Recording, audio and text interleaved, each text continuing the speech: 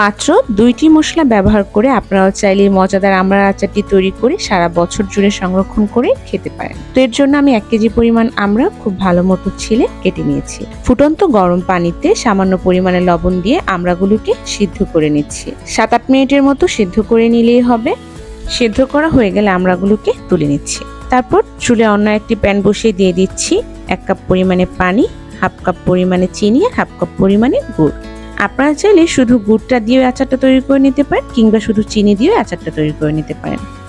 অপেক্ষা করব গুড় আর চিনিটা খুব ভালো মতো পানির সাথে মিশে যাওয়া পর্যন্ত। দিয়ে দিচ্ছি সামান্য পরিমাণে লবণ। আপনারা যদি মিষ্টি খাবারে লবণটা পছন্দ না করেন সেক্ষেত্রে এটা স্কিপ করতে পারেন, তবে লবণ দিলে মিষ্টি খাবার একটা ব্যালেন্স হয়। তারপর দিয়ে দিচ্ছি আগে থেকে সিদ্ধ করে রাখা আমড়াগুলোকে দিয়ে প্রায় 10 থেকে 12 মিনিটের মতো জাল করে নিচ্ছি। এ পর্যায়ে যদি গুড় আর চিনির পানিটা শুকিয়ে যায় সেক্ষেত্রে একটু পানি অ্যাড করে নিতে পারেন।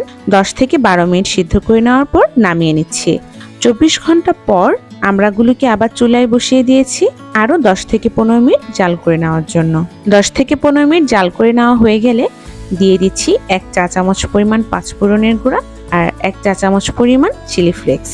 এখানে ঝালটা আপনারা আপনাদের টেস্ট অনুযায়ী অ্যাড করতে পারেন। তারপর আমড়ার সাথে সেই মশলাগুলোকে একটু মিশিয়ে নিচ্ছি। যখন দেখবেন আমড়াটা জাল করতে করতে কালারটা ঠিক এরকম চেঞ্জ হয়ে আসছে, তখন বুঝতে হবে আমড়ার আচারটা তৈরি হয়ে গেছে।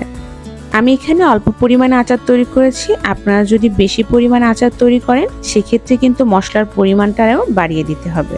আচারটা এতটাই বেশি মজা হয় যে আপনারা বাসায় তৈরি না করলে বুঝতেই পারবেন না। আর আপনারা কে কোথা থেকে আমার এই ভিডিওটা দেখছেন আমাকে অবশ্যই কমেন্টে জানাবেন। আল্লাহ হাফেজ।